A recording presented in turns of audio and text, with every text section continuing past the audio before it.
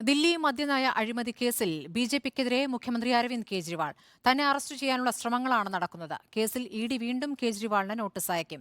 Delhi Mohalla ക്ലിനിക്കുകൾക്കെതിരെ CBI അന്വേഷണത്തിന് lieutenant governor ഉത്തരവിട്ടു.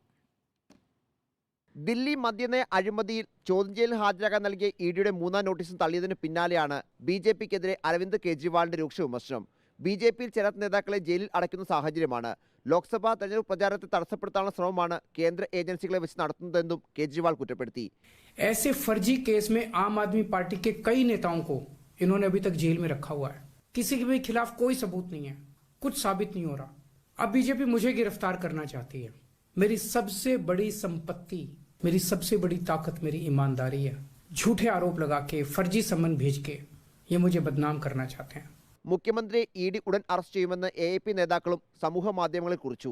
കേജ്രിവാൾ നൽകിയ മറുപടി പരിശോധിക്കുന്നതായി ഇഡി വൃത്തങ്ങൾ അറിയിച്ചു. അതേസമയം AAP സർക്കാരിനെ വീണ്ടും പ്രതിരോധത്തിലാക്കി പ്രാദേശിക ആരോഗ്യ കേന്ദ്രങ്ങൾക്കെതിരെ CBI അന്വേഷണത്തിന് ലഫ്റ്റനന്റ് ഗവർണർ ഉത്തരവിട്ടു.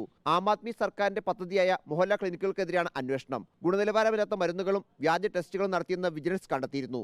പിന്നാലെയാണ് നടപടി. റിപ്പോർട്ടർ, ദില്ലി.